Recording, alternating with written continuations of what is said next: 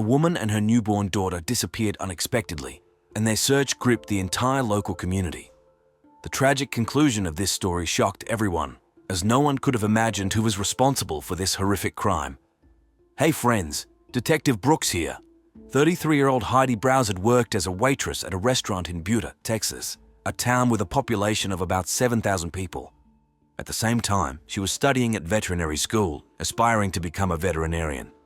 Recently, she got engaged to her boyfriend, Shane Carey, with whom she had been together for 10 years. Their relationship began at work, where they quickly fell in love with each other. The couple had a son, 5-year-old Silas, who was born while they were still living in Louisiana. Heidi had a best friend, Majan Fieramuska, whom she met at a children's camp when she was 11 years old. They instantly clicked and maintained their friendship for 20 years. Majan, who was also 33 years old, worked as a wedding planner. In early 2019, when Heidi announced that she was pregnant with her second child, Majan also revealed that she was expecting. This delighted Heidi, who dreamed of sharing all the joys and troubles of pregnancy and child rearing with her friend. The friends started spending a lot of time together, planning every aspect of their pregnancies and upcoming births. They bought clothes for the newborns, cribs, diapers, attended prenatal classes, and went to the pool together. Majan was even present at the births of both of Heidi's children, including little Margot in November 2019. Their relationship was so close that they dreamed their daughters would also become best friends. On December 12, 2019, at 7:30 a.m., Heidi dropped her son Silas off at school. However, at 2 p.m., the school called her fiancé Shane, informing him that Heidi had not shown up to pick Silas up. This was very unusual, as she had never been late before. Shane immediately went to the school, picked up his son, and returned home, hoping to find Heidi and their daughter there. He assumed that Heidi might have been tired and fallen asleep with the baby, forgetting to pick up their son from school.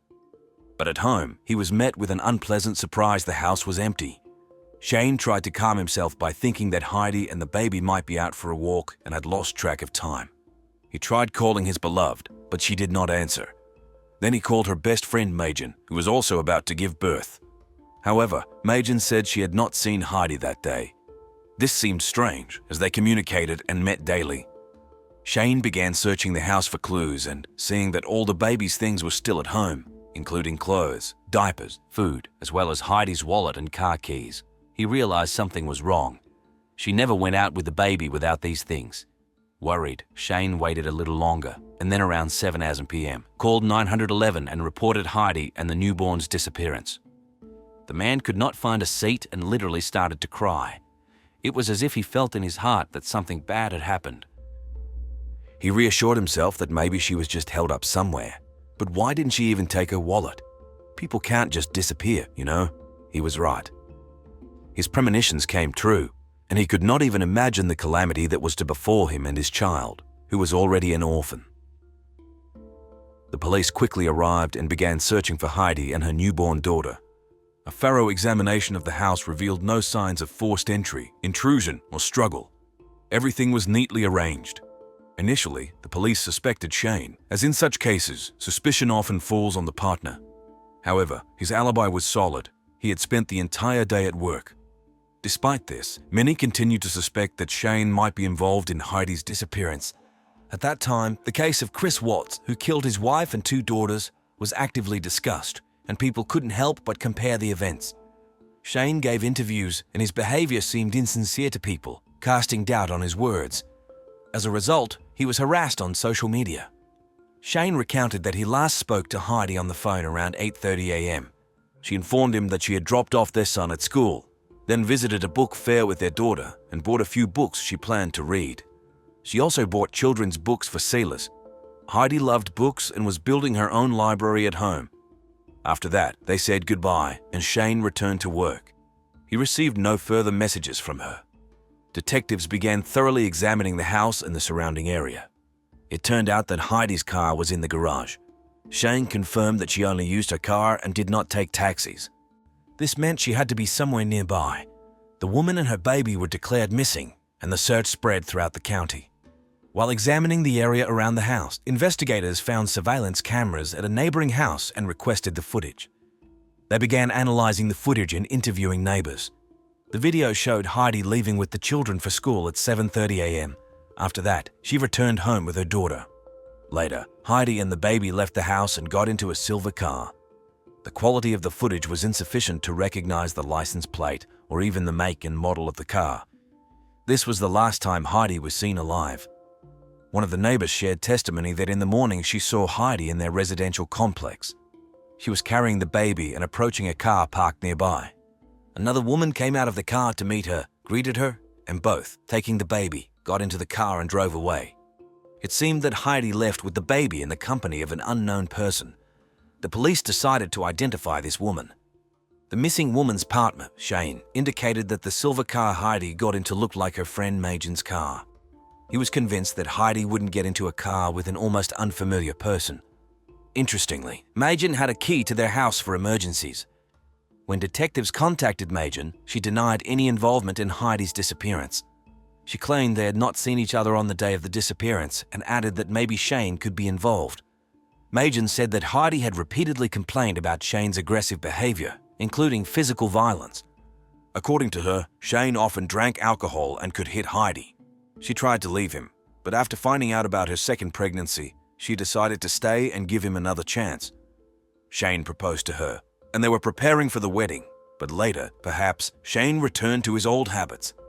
Majin showed the police pictures of Heidi with bruises as proof. However, after a detailed examination, it became clear that one of the bruises could have been from enrollment 4, and the other a household injury that did not indicate domestic violence. The police could not find confirmation of Majin's words about Shane's abuse. Shane categorically denied the accusations, insisting that he and Heidi loved each other and were planning a wedding, and there was no place for violence in their relationship. During the investigation, the police found other surveillance cameras nearby and gathered new recordings of better quality. Detectives managed to identify the car in the recordings and concluded that it was indeed Majin's car, which Shane recognized. This indicated that Majin, despite her denials, did meet with Heidi that day. She became the main suspect in the kidnapping of Heidi and her child. Surveillance of Majin's house led to new discoveries. Observing her boyfriend Christopher showed that he went to the store to buy baby formula. When approached by detectives, they showed him a photo of little Margot in Heidi's arms. Christopher recognized the girl and confirmed that Majin presented this child as her own, and she was staying with her at home.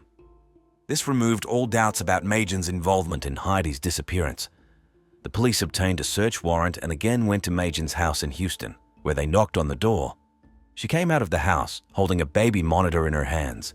The woman looked visibly worried. In the nursery, a girl was peacefully sleeping in the crib. Majin claimed this was her child and that she was not involved in Heidi and her daughter's disappearance. However, no one believed her words. Shane recognized his daughter by her face and clothes. Child Protective Services took the baby and temporarily placed her in foster care. The police thoroughly searched the house for evidence.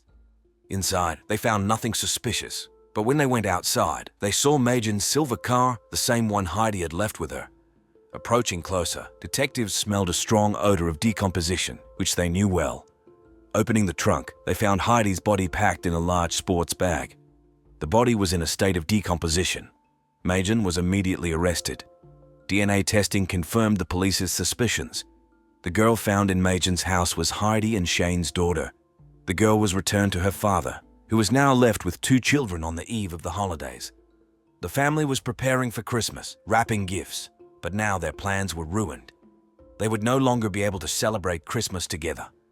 Shane could not believe for a long time that Majin, who had been Heidi's best friend and with whom they had been friends for over 20 years, could commit such a terrible crime. They had very close, trusting relationships, never quarreled, and no one could predict such a thing. After Heidi's disappearance, Majin called Shane every day to find out how the investigation was progressing. Shane even thought that Majin was too obsessed with Heidi and wanted to be with her every minute. She was jealous and offended when Heidi spent time with her husband and children without her. The investigation showed that after Heidi's disappearance, Majin actively followed her search and the investigation's progress. On her phone and computer, Majin constantly searched for information about the Amber Alert and the investigation. She entered Heidi Browser's name into the search engine 162 times. The autopsy showed that Heidi was strangled with hands and ligature. The case was reclassified as murder, and the investigation continued. Majin told investigators that she gave birth at a birthing center in the Woodlands, north of Houston, on December 10, a few days before Heidi's disappearance, and brought the baby home that same day. However, during questioning, she could not recall the center's name to confirm her words. The police contacted all birthing centers in the state, but no one had a record of a woman named Majin Fieramusca. It turned out she had never sought medical care and was not registered during her pregnancy, deceiving her boyfriend by claiming to visit the doctor weekly. The police traced the movements of Heidi's and Majin's phones and found that they traveled together from Buda to Majin's house in Houston, where Heidi's body was later found in the car. As it turned out, Majin's car with Heidi's body stood outside her boyfriend's house for a whole week. Majin used the car despite the unbearable smell of the decomposing body. It is curious how Christopher, Majin's boyfriend, did not notice this smell. He was called for questioning. Christopher told investigators that he and Majin had been together for about 2 years. But in March 2019, he decided to break up with her because he was tired of the relationship. He asked her to move out, but she was categorically against it and asked to stay in another room, as she had nowhere else to go. He felt sorry for her and allowed her to stay. They lived in different rooms in his house and hardly communicated. He couldn't evict her, and when he found out about her pregnancy, he decided to try to start over. Christopher only touched Majin's stomach a few times during her pregnancy, but didn't realize it was fake. Christopher also admitted that due to strained relations, he never saw her stomach without clothes, but noticed that it was growing and never suspected it was a deception. Every time Majin scheduled a doctor's appointment, Christopher was out of town, and she didn't invite him, but he didn't really want to go with her to the doctor. Christopher was also out of town during the birth. Majin told him she gave birth to a daughter on the beach during a walk when he returned home and saw her with the baby in her arms. According to her, the birth went well, and she didn't seek medical help. Majin's family communicated with her via video calls and claimed she looked happy with the baby. Her relatives visited Majin a few days before the birth and confirmed she looked pregnant. They did not doubt her pregnancy because she wore tight clothes and had a large belly. In reality, she staged the pregnancy and deceived everyone, including her boyfriend Christopher Green, who believed she was due to give birth on December 1. This was a 9-month sinister plan devised by Majin to kidnap Heidi's baby even before her birth. Majin wanted to win back her boyfriend Christopher. Upon learning of the deception, Christopher broke up with her and temporarily moved in with his mother due to harassment by journalists. Christopher was not charged as the police believed he was unaware of Majin's plans. He was only a witness in the case. Majin Fieramusca grew up in a large family with 9 siblings. The youngest brother was only 9 years old. She always dreamed of having many children and a large family, but could not get pregnant. Her relationship with her boyfriend did not work out, and desperation led to the birth of a terrible plan when she learned about her close friend's pregnancy. Majin envied Heidi and dreamed of having a baby. She decided that her friend's child would solve all her problems. She lured Heidi and the baby into her car and drove them far from home. There she attacked Heidi and strangled her. Then she put the body in the trunk and returned home with the baby. The police found that Majin was extremely knowledgeable about all aspects of the investigation. She constantly checked the news on her phone and computer, searching for information about the investigation, using Heidi Browser's name 162 times. This indicated her strong interest in the progress of the search. She actively followed the situation to know what was happening. Christopher also noted that Majin had a complicated history with her relationships. She had problems with many guys and often deceived them. He admitted that at the beginning of their relationship, Majin seemed like the perfect girlfriend to him, but over time he began to notice her lies and manipulations. He was shocked at how far she was willing to go to achieve her goals. Investigators also found that Majin constantly visited various forums and groups on social media, where the topic of pregnancy and child rearing was discussed. She used this knowledge to create the illusion of her pregnancy. Majin carefully prepared for her role, studying all aspects of pregnancy and childbirth to avoid arousing suspicion in others. The investigation showed that Majin acted very cautiously and thoughtfully. She had a detailed plan and followed it to avoid exposure. Her deception was so convincing that even the closest people did not suspect her true intentions. When the search for Heidi began, Majin tried to appear extremely upset by her best friend's disappearance. She even called local TV channels to draw public attention to the case. This successfully diverted suspicion from her. Majin was charged with kidnapping Heidi and her child and murder. for which she faced the death penalty. It turned out that Machen had a previous criminal record for theft. She meticulously planned the entire operation, faking her pregnancy for several months to present Heidi's newborn child as her own. The prosecution argued that she intended not only to kidnap the child, but also to kill Heidi. Machen knew that Heidi would not voluntarily give up her child and was ready to take extreme measures. According to one of their mutual friends, Heidi's second pregnancy was unplanned, and their financial situation was unstable. Heidi considered an abortion, but Machen insisted she keep the child and even offered to take the baby herself. No one took these words seriously, but perhaps that was when Machen's plan formed. Later, Heidi decided to keep the baby. Her fiancé, Shane, was devastated by the loss and did not know how to live on with 2 children. He suspected that Machen had an accomplice since Heidi was stronger than Machen, and she couldn't handle her alone. Heidi's family also suspected that Machen had a helper, but they didn't think it was her boyfriend because he wanted to break up with her, and she was holding him with the baby lie. A witness claimed to have seen someone else in the car with Machen and Heidi, but did not recognize the face. Machen was sitting in the front seat, Heidi in the back, and an unknown person was driving. This information was not confirmed. Shane recounted that Machen told him and Heidi that she had given birth to a girl on December 8, but she didn't show the baby to anyone. She didn't even post photos on social media, justifying it by saying she had a dream in which someone kidnapped her baby. This scared her so much that she decided not to show the baby to anyone. Before Heidi's disappearance, she expressed her dissatisfaction that Machen had not invited her to the birth, even though she had attended both of Heidi's births. This offended Heidi, but Machen justified it with superstitions and not wanting to share the moment with others. Shane, analyzing the past, recalled another oddity. During Heidi's discharge from the hospital, Machen, who was supposedly 37 weeks pregnant, couldn't stay away from the baby and constantly asked to hold her. She already had a strange interest in the child then, but no one paid attention to it. It is also unclear why she left Heidi's body in the trunk of her car instead of disposing of it. At the trial, Machen continued to claim that the child was hers. A psychiatric evaluation revealed she had bipolar disorder and post-traumatic stress disorder, but she was still deemed sane and capable of standing trial. The evidence was overwhelmingly against her, and it was clear she had planned and meticulously prepared for the murder. Under her lawyer's influence, Machen Fieramusca struck a plea deal, admitting guilt to receive a lighter sentence and avoid the death penalty. She waived her right to appeal. Heidi's relatives agreed to the deal to avoid endless appeals. Machen was sentenced to 55 years in prison without the possibility of parole. During the sentencing, the judge said, "It is impossible to find justice for this horrific crime. You deprived an innocent child of the opportunity to grow up with her mother. You destroyed an entire family.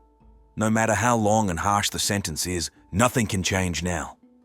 This story also underscores the importance of trust and openness in relationships. Shane and Heidi had been close friends with Machen for many years, but no one suspected her true intentions.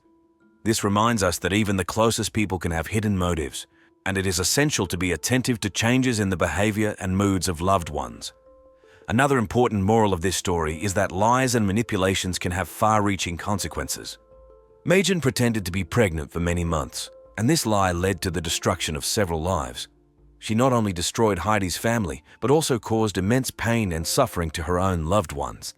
Lies tend to accumulate and eventually lead to catastrophe. The story also emphasizes the importance of justice and the rule of law. Despite all of Machen's efforts to avoid punishment, she was exposed and convicted of the crimes she committed. This shows that even the most carefully planned crimes do not go unpunished, and sooner or later, justice prevails. Additionally, the story of Heidi and Machen highlights the importance of support and love in the family. Shane, who was left with 2 children after losing Heidi, had to find the strength to continue living and raising his children. His resilience and dedication to his family serve as an example for all of us. This tragic case underscores how important it is to support our loved ones in difficult times and never give up, even when life seems to be falling apart. Finally, this story reminds us of the value of life and the fragility of human relationships. Every day we must cherish what we have and remember that our actions can profoundly impact others. Today we will examine one of the most intriguing and mysterious cases I have ever investigated, which happened in Philadelphia, USA, in 2011, the case of Ellen Rae Greenberg. This case caused a lot of controversy and discrepancies among both law enforcement and the victim's family, as the cause of death remains unclear to this day. However, despite the complexity and ambiguity of this case, it undoubtedly deserves attention due to its mysteriousness and unusual nature. Ellen Greenberg was born on June 23, 1993 in New York, and was the only child of George and Sandra Greenberg. At the time of the tragic events, the girl was 27 years old and lived in Philadelphia. Ellen grew up in an atmosphere of love and care and was a cheerful and sociable girl. During her school years, she was actively involved in sports, particularly softball and golf, achieving considerable success and demonstrating remarkable competitiveness. In addition, Ellen was distinguished by her sociability and ability to find common ground with people. According to her mother, Ellen had a special gift for bringing people together around her. Ellen had an incredibly strong love for animals and willingly helped them by visiting specialized shelters for stray animals. Her mother called Ellen a white angel of kindness who wouldn't hurt a fly. After successfully graduating from high school, Ellen entered the University of Pennsylvania, where she received a diploma with high honors as a communications specialist. However, over time, she realized that this was not her true calling. Therefore, Ellen continued her studies in the evening department of the university until she obtained a teacher's diploma, and shortly after graduation, she was fortunate to get a job as a first-grade teacher in Philadelphia. Ellen loved children to death, which explained her choice of profession. The year 2008 became a fateful one for Ellen, because that's when she met Samuel Goldberg, a representative of a well-known and influential local family. Romantic feelings flared up between the young people, and they were so fascinated with each other that they soon decided to live together. And already in 2011, shortly before the terrible events, the couple got engaged and planned to get married in August.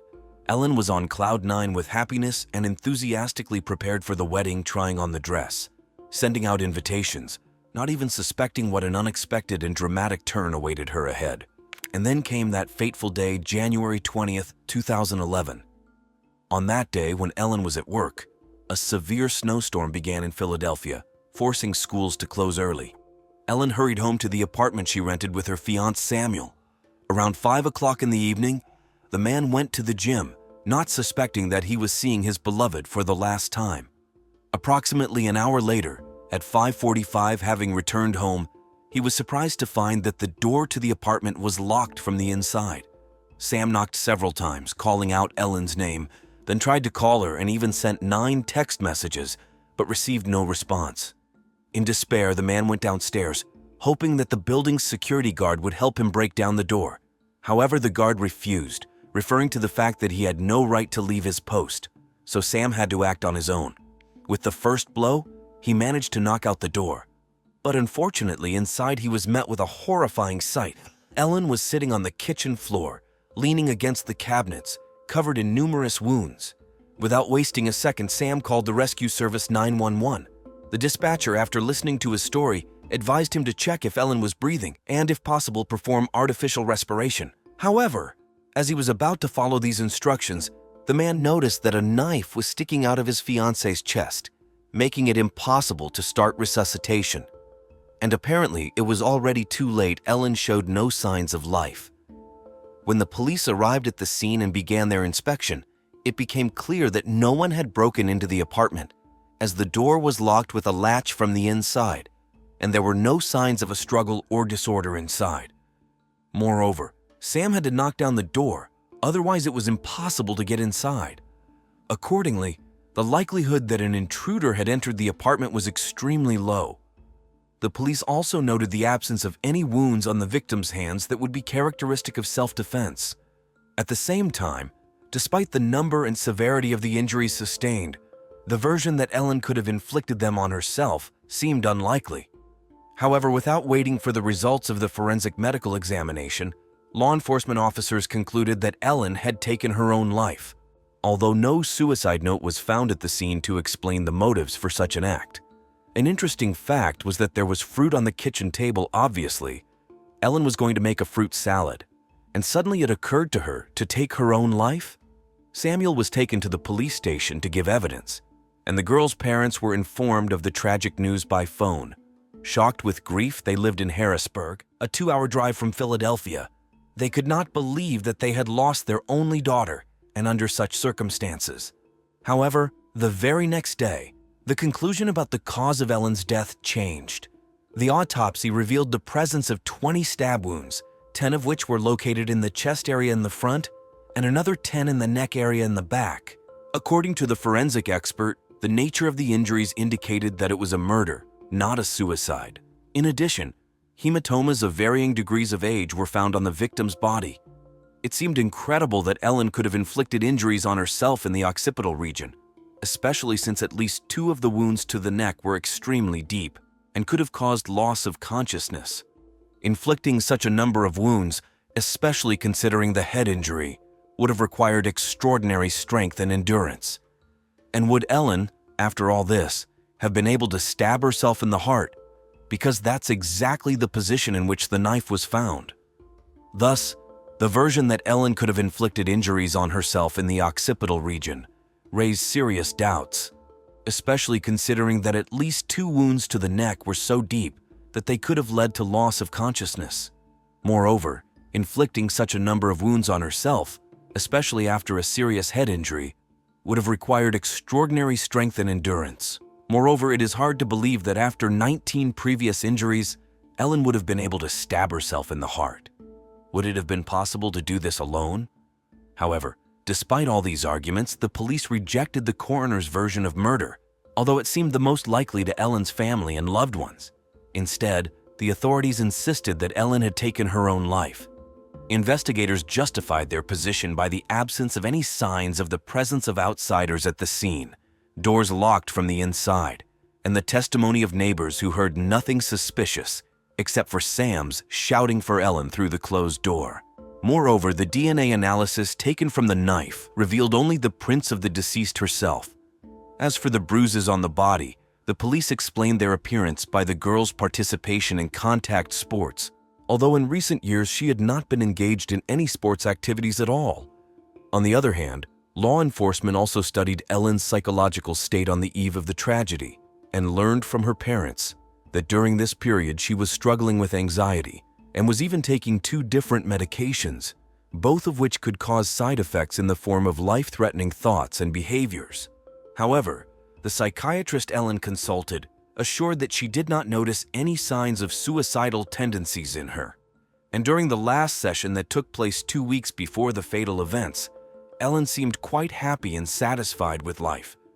The doctor also noted that the patient never mentioned being subjected to any cruel treatment by anyone, which was confirmed by her parents, who characterized their daughter as a sensitive, cheerful, and positively minded person. In fact, no one from her inner circle could believe that Ellen was capable of causing herself such terrible injuries.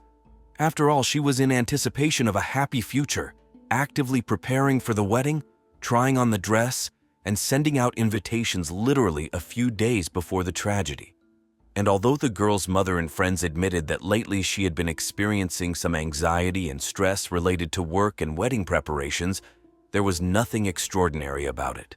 The mere thought that Ellen could have decided to commit suicide on the eve of her own wedding absolutely did not correspond to her character and worldview. Given the stark contradictions between the forensic expert's conclusion about a violent death and the police's position insisting on suicide, the doctor decided to send a sample of the deceased's spinal cord tissue for additional examination to a neuropathologist from the Bureau of Forensic Medicine, hoping to establish the truth in this way. The fact is that if at least one of the deep wounds to the neck had damaged the spinal cord, it would inevitably have led to paralysis and deprived the victim of the ability to inflict further injuries on herself. Therefore, the presence of 20 wounds of varying severity on the body indicated the involvement of another person in the crime. However, 3 months later, the forensic expert suddenly abandoned his initial version of murder, stating that the incised wounds on the neck were not serious enough to cause paralysis, and accordingly could well have been inflicted by Ellen herself. The girl's parents never received a clear explanation for the reasons behind such a radical change in the expert's position. They could not believe that their daughter, who was so vulnerable and sensitive to pain that she did not even dare to pierce her ears a second time, suddenly turned out to be capable of such a desperate and cruel act. The most shocking and outrageous thing for the family was the authorities' announcement about the final closure of the case, contrary to all arguments and evidence. However, Ellen's relatives were not going to give up and decided to start their own investigation, even despite the significant financial costs that it required. They involved leading experts in the field of forensic medicine and criminology, such as Kirill Klein and Henry Lee, who questioned the official coroner's report on suicide. By the way, the forensic expert himself admitted back in 2012 that the probability of the girl's violent death was quite high. The authoritative forensic pathologist Cyril Wecht also noted that, according to statistics, women rarely use sharp objects for suicide and usually do not inflict wounds on themselves through clothing. In addition, an experienced detective and criminalist named Brennan, who offered his services to the Greenberg family free of charge, studied the photos and video materials from the scene and discovered that the nature of the blood traces did not correspond to the position of Ellen's body, who was allegedly sitting leaning against the kitchen cabinets. Instead, a horizontal strip of clotted blood was noticed on the wall, which contradicted the laws of gravity, and blood splatters on the victim's boots indicated that at the time of receiving the injuries, she was in an upright position. All these facts led the detective to think that the original setting at the scene of the tragedy had been changed, and the girl's body had been moved. Despite the persistent efforts of the victim's family, their lawyer failed to achieve a revision of the official version of the investigation, since this required more substantial evidence. It seemed that the case had reached a dead end and was doomed to oblivion. However, in 2015, Andrea, an assistant district attorney in the Homicide Investigation Department, became interested in it. His attention was drawn to the strange circumstances of the event, and he decided to carefully study all the available evidence, trying to understand what could really have pushed the young woman to such a desperate step. As it became known from the testimony of Ellen's fiancé, on the day of the tragedy, the apartment door was locked from the inside, so he had to break it down to get inside. However, analyzing the photos from the scene, Andrea noticed that the lock was an ordinary hotel-type latch that could be closed not only from inside the room, but also from the outside, simply by turning the screw. Moreover, as one of the experts noted, this type of lock cannot be opened by simply kicking the door with your foot without damaging the door frame. The only damage found on the door was the absence of a screw. The police also emphasized the fact that no wounds were found on Ellen's body that would indicate self-defense. Because of this, it was impossible to establish the exact sequence of injuries, but it can be said with certainty that the last blow was directed at the heart, where the knife remained. Although, if one of the neck injuries had damaged the spinal cord, the victim would have had no chance to resist, right? Andrea's attention was also drawn to the wound on Ellen's head, the nature of which indicated that she was likely attacked from behind. So the assistant prosecutor decided to clarify this point with the forensic expert. He was informed that the neuropathologist who examined the spine did not find any damage. Andrea asked for an official conclusion that would confirm the absence of spinal injuries. But to his surprise, it turned out that such a document simply does not exist. It had disappeared somewhere. It turns out that this information was nothing more than a rumor that no one had actually seen. Moreover, it turned out that at the time of these events, there was no staff neuropathologist at the Bureau of Forensic Medicine at all. Therefore, they had to invite Dr. Adams, who supposedly examined the spine and confirmed the absence of any damage. But later it became known that no records of instructing this doctor to conduct an examination had been preserved. In a 2018 interview, when asked about this case, Dr. Adams admitted that she did not remember ever examining Ellen's spine. After all, such a unique case could hardly have faded from memory. In fact, it turned out that Dr. Adams had never conducted this examination. Having learned about this, Andrea contacted the private detective hired by the Greenberg family and advised them to invite an independent neuropathologist. The reason for this was that the assistant prosecutor found out that a sample of Ellen's spine was still stored in the Bureau of Forensic Medicine, which seemed extremely suspicious to him, because there were no good reasons for this. The family followed the advice and hired Dr. Ross. His conclusion fundamentally contradicted the probable official reports. According to the expert's conclusion, the girl's spinal cord was damaged, that is, pierced by 2 deep wounds on the neck. Under such circumstances, Ellen would not have been physically able to inflict further injuries on herself. At the same time, Andrea realized that all the data used by the police were provided by Sam, the victim's fiancé, who was at the scene, and this was the only person who saw what really happened in that apartment. According to Samuel, he left Ellen alone for about 45 minutes, and when he returned, the doors were locked from the inside. The neighbors confirmed that they heard the man calling the bride's name through the closed door. Then, according to his own testimony, seized with anxiety, he began to call the girl and then sent her 9 text messages. Having received no answer, Sam went downstairs to the building's security guard to ask if he had any tools to open the door, but he refused. Later in his explanations, Samuel noted that he went to the concierge several times, trying to persuade him to help break down the door. However, in his official testimony to the police, the man claimed that the guard was supposedly next to him when he kicked down the door and entered the apartment. This information was refuted by the concierge himself, assuring both law enforcement officers and Ellen's relatives that he was at his post the whole time and definitely did not accompany Sam during his entry into the apartment. The guard also noted another interesting detail: Samuel, who allegedly returned from the gym, was wearing shoes, not sneakers.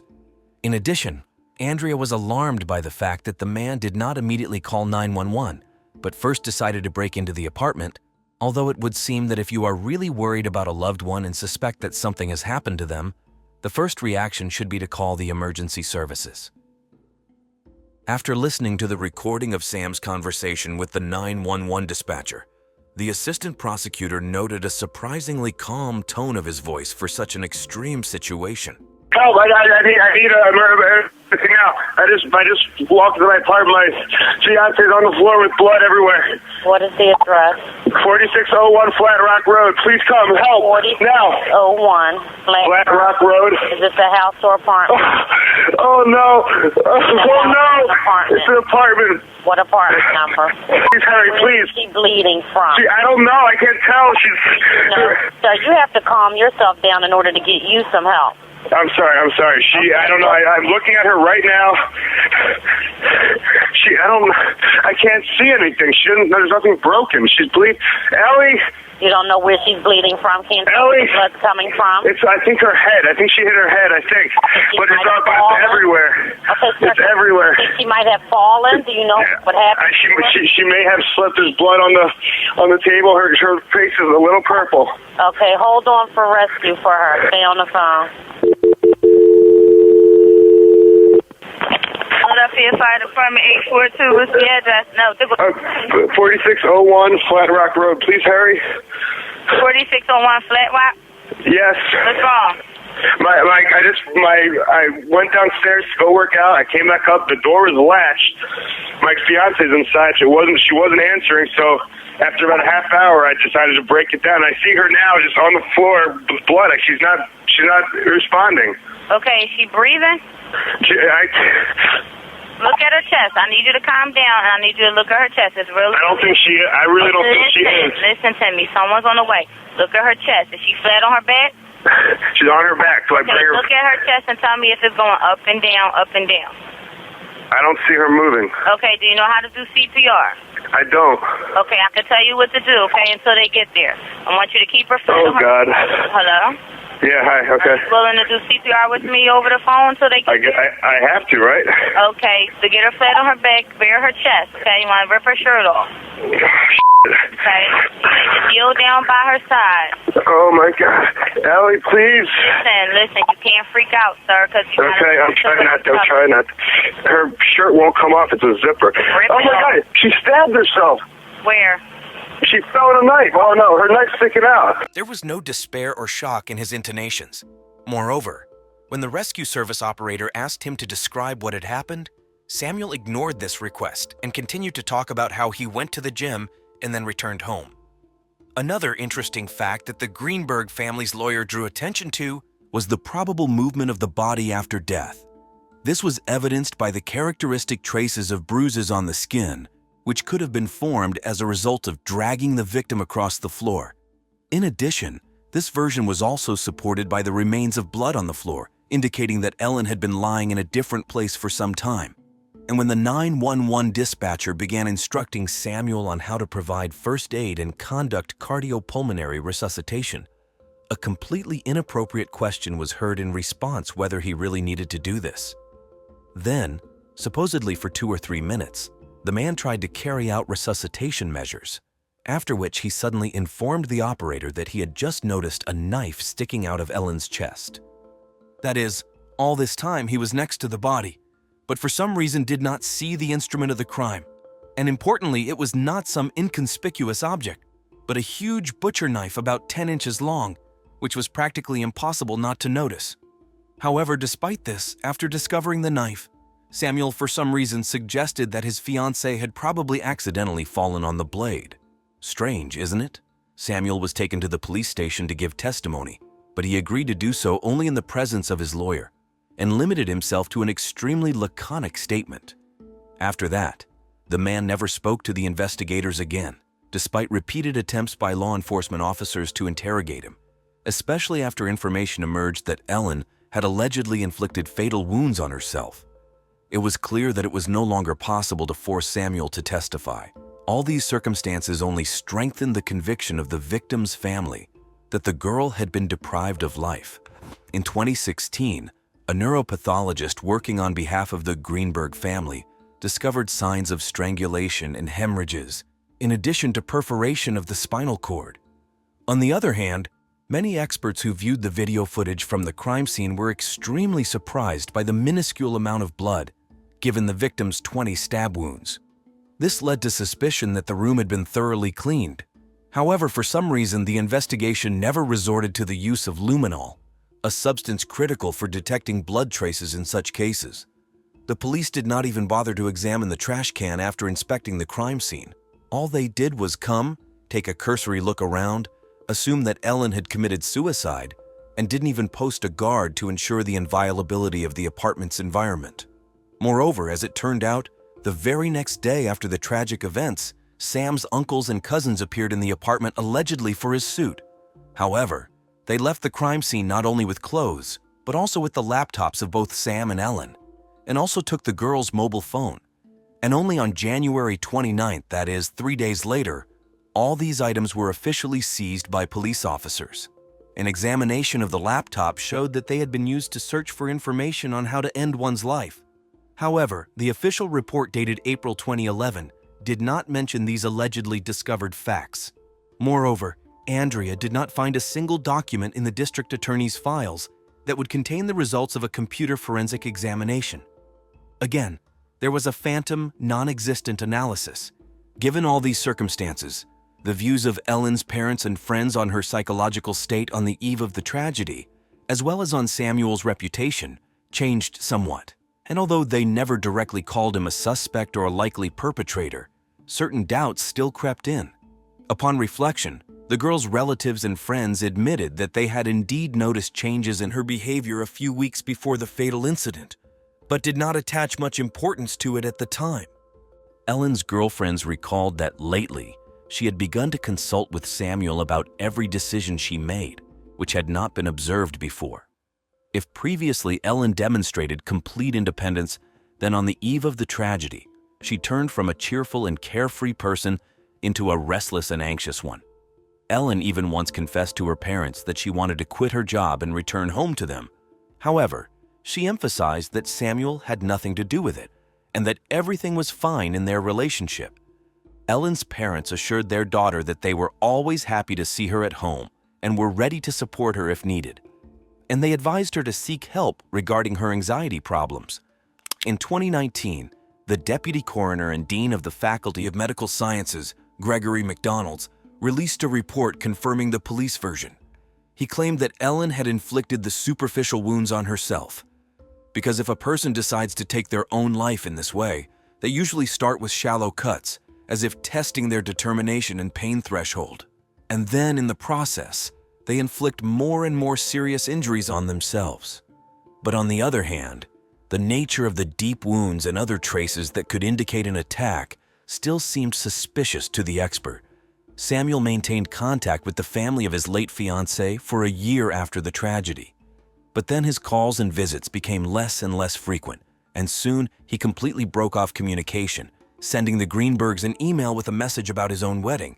Currently, this man is still married, has 2 children, and leads a completely normal, ordinary life, absolutely detached from the exhausting struggle that Ellen's family continues, trying to figure out why justice neglected their grief and did not help establish the truth. The girl's parents, together with a lawyer, filed a lawsuit against the experts who performed the autopsy, against the Bureau of Forensic Medicine, the county administration, and the city of Philadelphia. They demanded a review of the case and a change in the wording of the cause of death, due to which the investigation was prematurely closed. And only in May 2020, the first ray of hope appeared. The Philadelphia court granted the Greenbergs' claim. In this regard, the family hopes to gain access to all the materials of the criminal proceedings, which they have been denied so far. In addition, there is a video recording from surveillance cameras in the building, which allegedly does not show anything suspicious. It only records the time when Sam left the apartment and returned. A request was also made to obtain an audio recording of conversations with 911 dispatchers. However, due to the pandemic, all these procedures had to be postponed, and the exact date of the court hearing, tentatively scheduled for 2021, has not yet been determined. If the court does establish that Ellen's death was violent, the case will be reclassified as murder and the investigation will resume.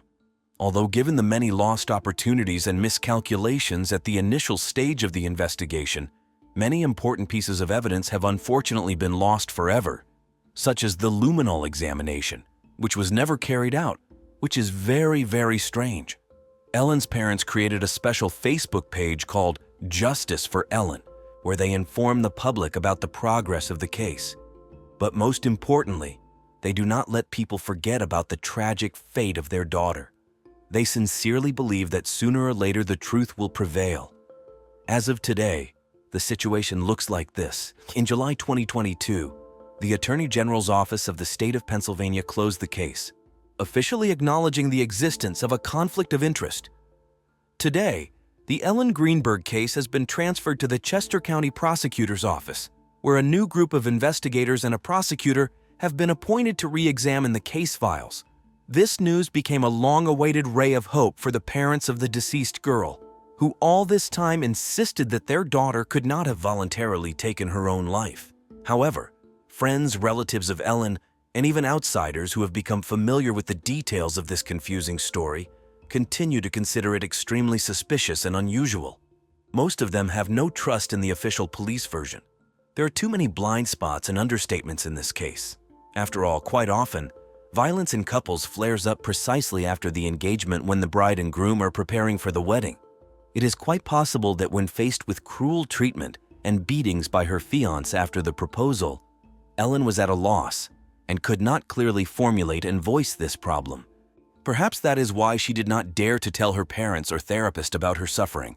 It's worth imagining here you are in a 3-year relationship with a person you thought you knew well.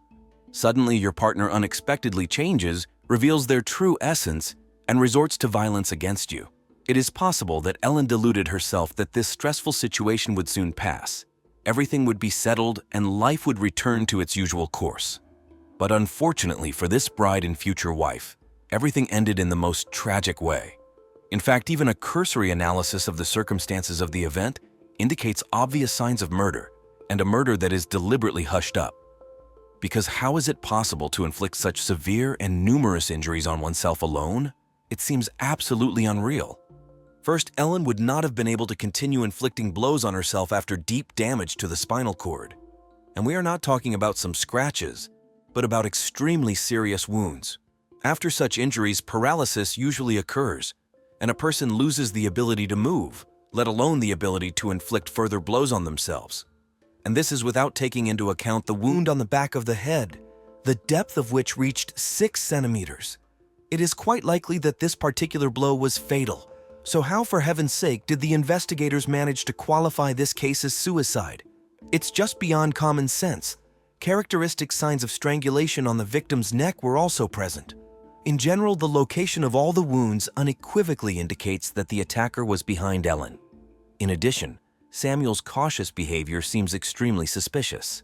Is it possible that a man who had just discovered the mutilated body of his beloved a few minutes ago was able to instantly come to his senses so much as to call a lawyer and then give extremely laconic and evasive testimony without going into details?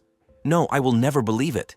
In such a terrible and stressful situation, any normal person would be in a state of deep shock and affect. It is unlikely that anyone would be capable of such careful, thought-out, and logical actions.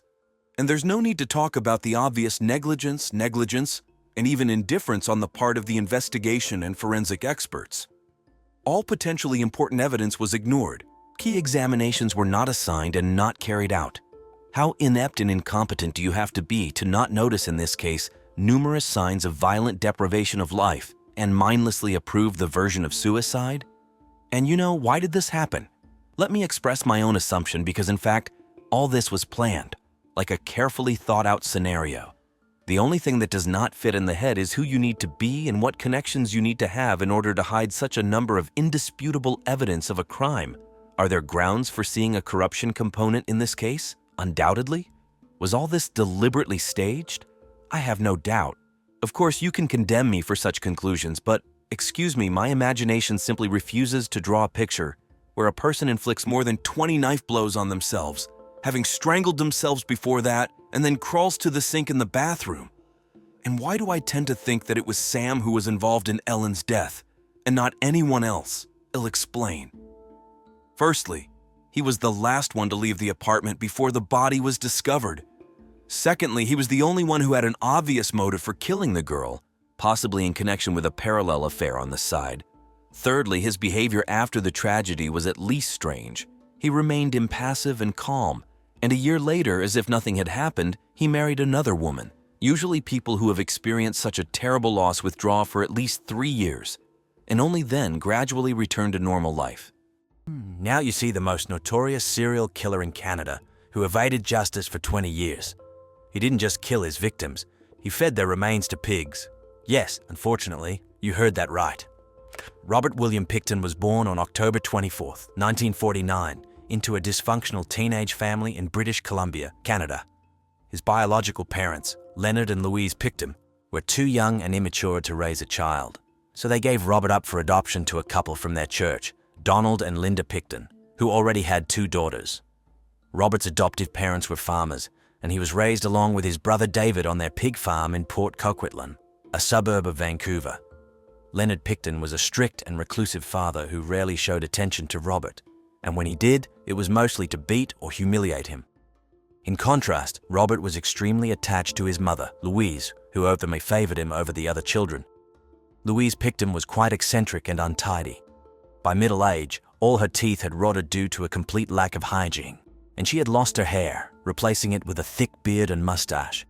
She constantly walked around the farm in a dirty housecoat, loose jeans, and huge rubber boots. However, Robert adored his mother and spent all his free time with her. The Pickton family lived a fairly isolated life on their farm. The farm was cluttered with junk and debris, and the house had an unbearable stench since pigs, chickens, and dogs roamed freely inside, leaving their excrement everywhere, which no one cleaned up.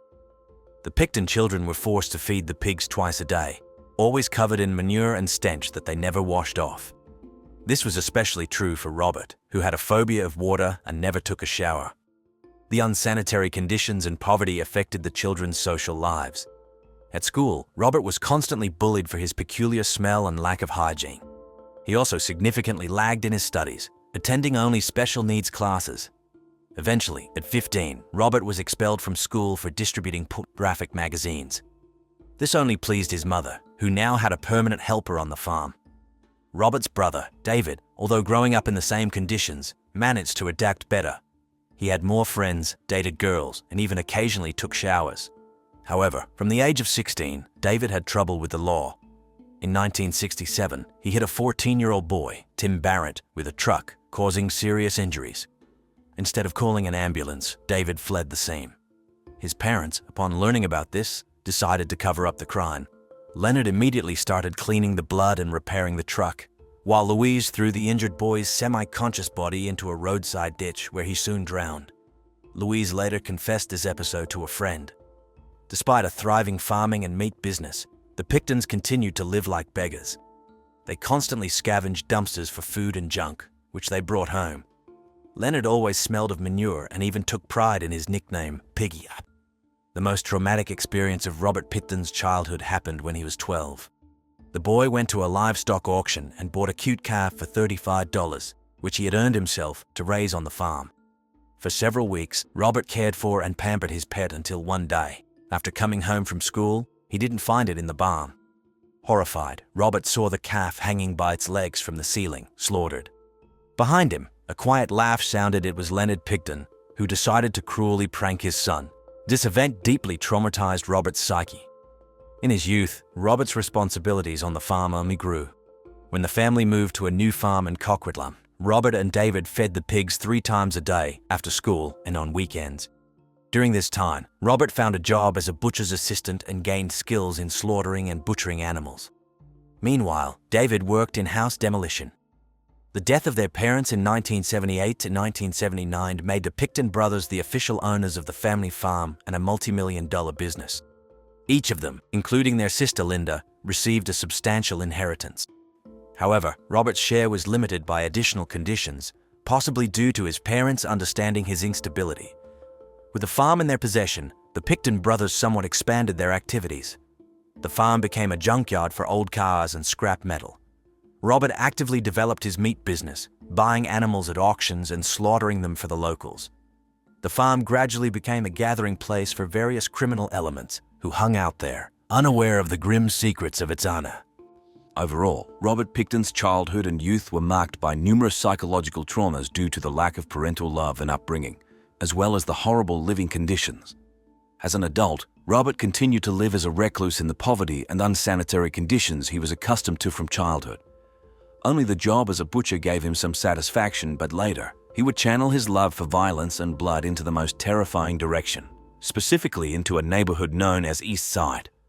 East Side, or Low Track, as it is more commonly known by locals and the police, is the poorest and most destitute area not only in Vancouver or British Columbia, but in all of Canada. This urban wasteland, consisting of a dozen blocks filled with cheap hotels, pawn shops, and ruins, contrasts sharply with Vancouver's image as one of the most beautiful and prosperous cities in the world.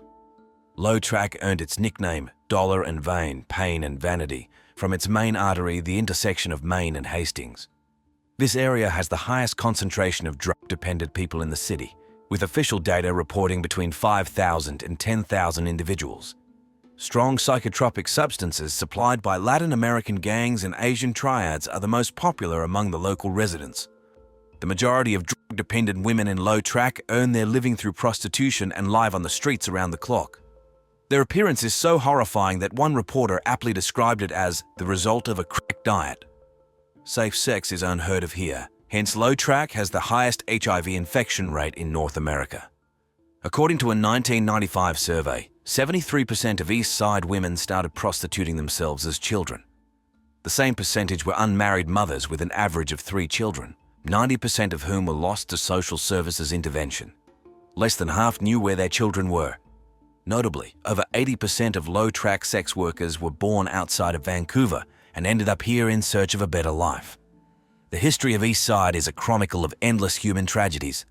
Initially, the neighborhood was flooded with homeless and unemployed people who flocked to Vancouver hoping to get rich at Expo 86. Around the same time, cartels flooded the area with cheap drugs, breaking the lives of an entire generation. Religious communities, in an attempt to beautify their streets, drove sex workers into this very cesspool. The final blow to Low Track was dealt in the 1990s. Federal welfare cuts in 1994 left many without means of subsistence, and psychiatric hospitals dumped their patients onto the streets. By 1997, rampant promiscuity and drug addiction caused an HIV epidemic, infecting 1 in 4 residents of the neighborhood. Government needle exchange programs, distributing up to 3 million units annually, failed to stop the epidemic. By the way, what do you know about this neighborhood? In 1998, an average of 1 person died daily from an overdose in East Side. But it turned out that drugs weren't the only threat to the destitute here. A few years before Expo 86, the first disappearance of a woman from Low Track occurred, which the police ignored. It wasn't until 14 years later, when the number of missing women numbered in the dozens, that attention was finally paid. Prostitutes are a very elusive category of victims. Usually, they are runaway girls who constantly change names and addresses, hiding from everyone. So when they disappear, it's hard to determine if it was voluntary or forced.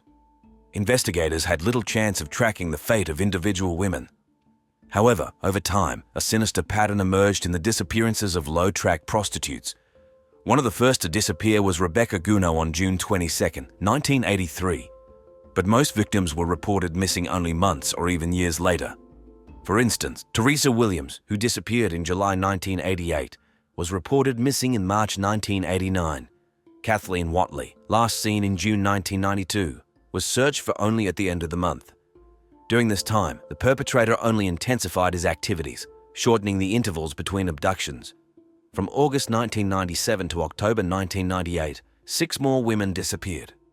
It was during this period that Robert William Picton, a 48-year-old failed farmer from Port Coquitlam, appeared on the police radar. Almost all the missing women were seen in the company of this reclusive man who constantly roamed East Hastings in search of cheap women and drugs. Picton was well known in local brothels and drug dens and readily bought services and goods without bargaining. According to eyewitnesses, Picton lured prostitutes with promises of drugs, money, and shelter on his farm. Many fell for his tales of a better life away from low track. Getting into Picton's smelly van, the poor souls had no idea they were heading to their own funerals. Since 1980, Picton regularly visited a waste processing plant where he disposed of animal remains from his farm. This place was located a block from East Hastings, making it easy for the farmer to combine his legitimate business with his gruesome hunting of women. According to a police task force report from 1998, in just the last 3 months, Picton had taken at least 4 women from East Side. Another 4 women had dropped off his radar because they either died of overdoses or escaped from the terrifying death factory. However, the police discovered the existing victims too late. Thus, thanks to a fatal combination of circumstances, the authorities' indifference, the imperfections of the laws, and the murderous cynicism, East Side became Picton's ideal hunting ground for many years.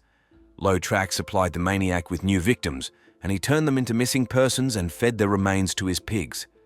It wasn't until the persistence of certain detectives and the relatives of the deceased forced the police to at least start investigating the series of mysterious disappearances that had swept the scariest neighborhood in Vancouver.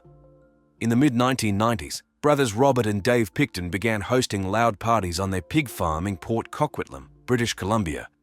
These large gatherings, known as Piggy Palace, attracted hundreds of people and became a popular entertainment venue not only for local criminals but also for ordinary residents and even off-duty police officers. The Piggy Palace was officially registered as an entertainment business. It had security, bartenders, live music, and a spacious dance floor. On successful nights, the Picton brothers earned between $10,000 and $40,000 Canadian dollars per party. These profits, along with their meat and pig farming business, allowed Robert and Dave to significantly increase their wealth. Robert Picton, with years of experience as a butcher and meat cutter, was responsible for slaughtering livestock on the farm. You bought animals, often sick and covered in ulcers, at low prices at auctions. The animals were then slaughtered and hung by their legs. Afterward, Robert butchered the carcasses, and the meat was sold to customers or stored in refrigerated rooms. Animal remains unsuitable for human consumption were taken by Robert to a waste disposal plant in Vancouver. This facility was located a few blocks from East Side, the poorest and most crime-ridden area of the city, known for its brothels, drug dens, and high concentration of homeless people. Starting in 1995, the number of missing persons in this area skyrocketed. Although the victims' acquaintances repeatedly reported to the police, the authorities did not show much concern for the fate of marginalized women. Meanwhile, Robert, like his brother Dave, led an active social life. He frequently visited local bars and met women, some of whom even lived with him in a trailer on the farm. During one such cohabitation with a woman named Tanya Carr between 1992 and 1995, Robert temporarily suspended his criminal activities. But this lull did not last long. Once Tanya left, he resumed hunting for victims. One time in 1995, Robert brought a woman named Tracy, a sex worker from East Side, to the farm. In his trailer, filled with women's clothes and jewelry, Robert tried to force Tracy to look for his wallet and then threatened her with a knife. Eventually, he let the frightened woman go, driving her back to the city. On the way, Robert boasted that he was a white knight who saved bad women and gave them a second chance. At the same time, he threatened to kill those he couldn't fix. Tracy was lucky to survive this terrifying encounter. However, other victims of Robert Pickton were not so fortunate. In 1995, near the farm, an unidentified woman's skull was found, sawed in half and showing signs of long-term storage in a freezer. An autopsy revealed that the skull was cut with the skills of a professional butcher. Despite this, Robert Pickton remained out of suspicion for a long time, and his criminal activities gained momentum. The killer's brutality increased, the number of victims grew, but the police did not take decisive action. Parties at Piggy Palace continued to bring the Picktons huge profits, which no one paid attention to. The lack of oversight from the authorities allowed the farm to become a den of debauchery and crime. Even explicit hints of Robert's involvement in the disappearances of homeless women, voiced by his former lover Lisa Wells, did not prompt immediate police action. Only in the early 2000s, when the number of missing women from East Side reached dozens, did the police finally begin a thorough investigation. By that time, Robert Pickton had become one of the most terrifying serial killers in Canadian history. In the early 1990s, Vancouver police began receiving increasing reports of women going missing in the East Side area. Most of these women were involved in the sex industry and led marginalized lives, complicating the investigation of their disappearances. Often, relatives and friends of the missing did not immediately report to the police, and when they did, they encountered a skeptical attitude from the authorities. The police did not see a connection between the numerous disappearances for a long time and did not give them proper attention. Such women often moved from place to place, changed names, and disappeared for a while, so their disappearances were not seen as something extraordinary. Police inaction allowed the criminal to continue his activities with impunity. It wasn't until 1998 that an official search for the missing women began in Vancouver. This happened after concerned citizens handed the police a list of over 30 women who had disappeared without a trace on the streets of East Side in previous years. However, even then, the police were reluctant to take on the case. The initial check of the list revealed nothing suspicious. Some of the missing were found alive in other cities. Others died of diseases or overdoses. It seemed there was no cause for concern. The case only moved forward thanks to Detective Dave Dixon, who decided to dig deeper. He personally reviewed all the missing prostitute reports and compiled a new list of 16 women. All of them were last seen in the East Side area, starting from 1995. Such a number of disappearances in a relatively short period could not be a simple coincidence. Dixon managed to create a special task force to investigate these cases. Despite the obvious similarity of the disappearances, even within the task force, not everyone was convinced there was a connection between them. Some police officers believed the women might have voluntarily left the city in search of a better life. Theories were proposed about their possible departure to other cities or even countries. There was a lack of facts that unequivocally pointed to criminal activity. The situation began to change when news of the investigation leaked to the press, causing a public outcry. Journalists began their own investigations, interviewing acquaintances and relatives of the missing, drawing public attention to the issue. Under pressure from the media and public activists, the police had to step up their efforts, especially after human remains were found on the outskirts of the city in the fall of 1998. This forced investigators to consider the possibility of a serial killer operating in Vancouver. A large-scale investigation began. All possible leads were checked, and potential suspects were followed. The Vancouver police received assistance from the Royal Canadian Mounted Police. The number of missing women cases investigated by the task force reached 31. An unprecedented search operation was launched. However, the investigation's success was limited. The investigation lacked experience in such cases, as Canada had not previously faced crimes of this scale. There were no bodies, crime scenes, or physical evidence for a long time. Only fragmented testimonies from acquaintances of the missing women, which often contradicted each other. The lack of information generated numerous rumors and speculations, which only hindered the investigation. Some progress occurred at the end of 1998 when task force detectives received information from Bill Hiscox, a man who had worked on Robert Pickton's pig farm. Hiscox reported that strange things were happening on the farm. Prostitutes were often brought there, suspicious people constantly roamed around, and most importantly, women he had seen with Pickton later disappeared without a trace. Hiscox claimed he saw items belonging to the missing women on the farm and was convinced Pickton was involved in their disappearances. This information forced the task force to focus on Robert Pickton. It turned out he had a history of violent incidents. In 1997, Pickton was accused of attacking a woman he nearly stabbed on his farm, but the case was mysteriously dropped. Other women also complained about Picton's violent behavior, his passion for sadism, and his strange sexual habits. All this made him highly suspicious. However, there was still insufficient evidence to arrest Picton. Detectives put Picton and his farm under covert surveillance, hoping to capture something incriminating. But Picton, if he was the killer, was very cautious. He seemed to sense he was being watched and gave away nothing. Moreover, some influential people among his acquaintances stood up for Picton, so detectives were advised not to rush to conclusions. The investigation hit a dead end. Meanwhile, the disappearances continued. In 1999 to 2001, another 20 women went missing from the ill-fated East Side, and all this happened against the backdrop of loud parties that Picton continued to hold on his farm, ignoring the authorities' interest in him. The police admitted their efforts were still in vain. They could only hope that if a serial killer existed, he would eventually make a mistake that would lead the investigation to him. But years passed, the number of victims grew, and the long-awaited mistake did not happen. It was only in early 2002, after more than 4 years of unsuccessful investigation, that an event finally occurred that gave the police a chance to expose the criminal and end his atrocities. This event was a search of Robert Picton's farm, which revealed the horrifying truth hidden behind the walls of Piggy Palace. The findings in Picton's possession shocked even seasoned police officers. On February 6, 2002, the police finally dared to search Robert Picton's property. The formal pretext was Picton's possession of unregistered weapons, but in reality, the investigators hoped to find evidence linking him to the disappearances of women from East Side. On that day, dozens of law enforcement officers flooded the farm in Port Coquitlam, owned by Robert and his brother David. Robert Picton and his brother were arrested for illegal possession of firearms, allowing the police to obtain a warrant for further searches of the premises. What they found exceeded their worst expectations. All over the farm, which more resembled a junkyard, were scattered personal belongings of the missing women, their clothes, jewelry, and documents. And in Picton's refrigerators, human remains were found, later identified as parts of his victims' bodies. The most horrifying sight was the barn Picton used for slaughtering and butchering bodies. Dried blood and human hair were found on the meat hooks, and under the floor, teeth and bone fragments were discovered.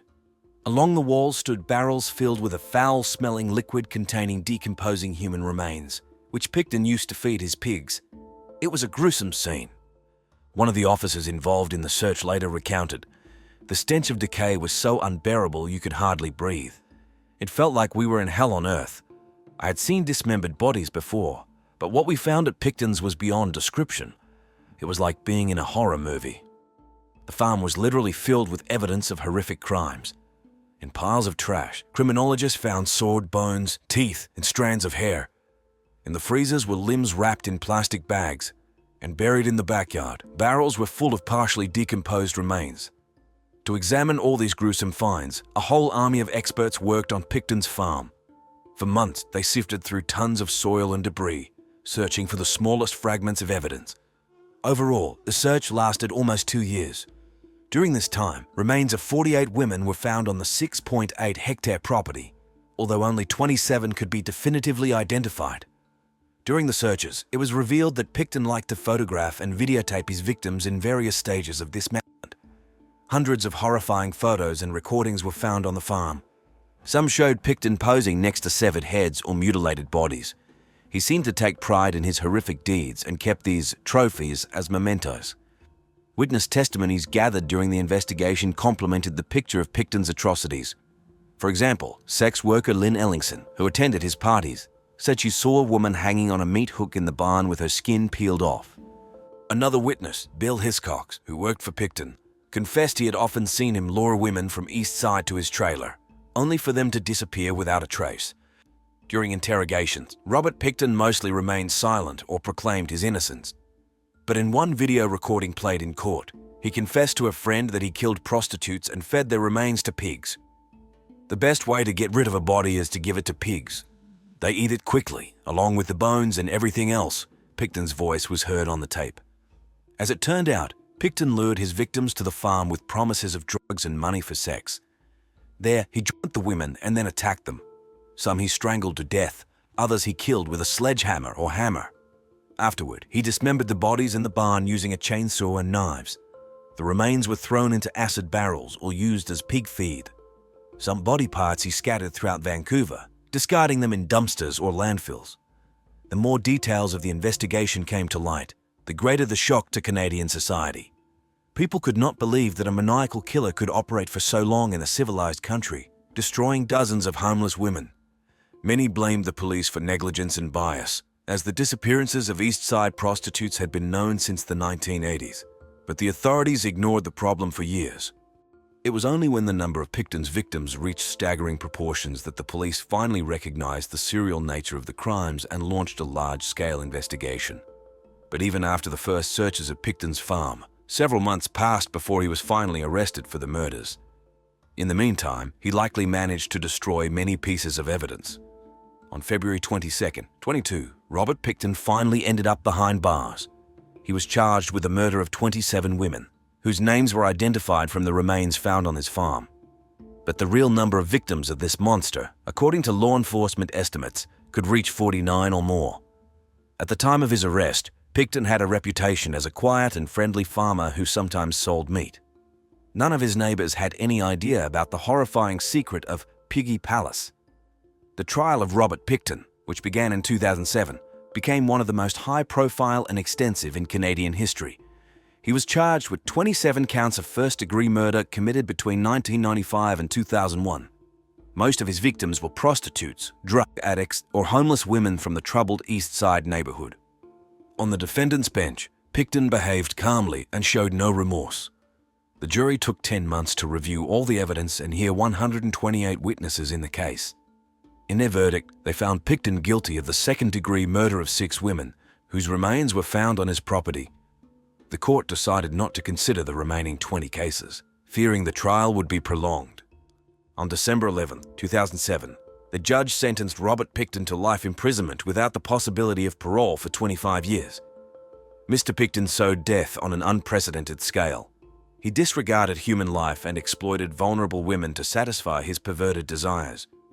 Neither remorse nor humanity stopped him, the judge said during the verdict. For the relatives of the deceased women, this sentence was a moral victory but did not bring relief.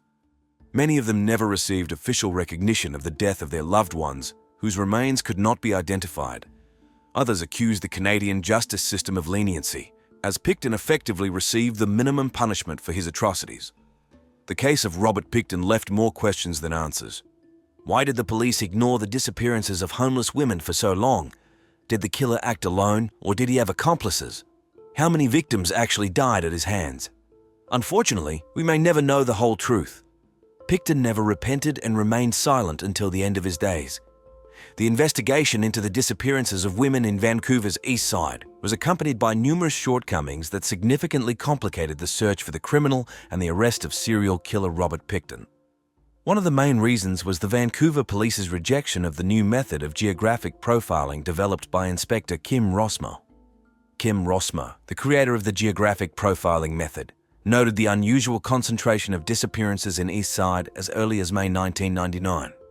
His method involved mapping unsolved crimes and identifying patterns or signatures of criminals that might be overlooked by detectives assigned to individual cases. However, the Vancouver police dismissed his insights and rejected the possibility that the missing women could be victims of a serial killer. Instead, the police claimed that the women might have voluntarily left Vancouver in search of better living conditions. Refusal to work according to Rossmo's method led to his demotion, and he was forced to resign. He was simply told, "You don't understand anything, and your methods are childish." This internal conflict only worsened the situation. The police were left without concrete evidence of a crime for a long time due to the absence of bodies or crime scenes, significantly complicating the collection of forensic evidence. Furthermore, Canada's violent crime tracking system did not monitor missing persons without specific evidence of a crime, further complicating the search. Problems also lay in the reluctance of pimps and sex workers to cooperate with the police due to fear of possible arrests. Resources were limited despite growing media attention to the case. Several suspects, such as Michael Leopold and Barry Thomas Niedermeyer, were considered, but none were found guilty of the women's disappearances.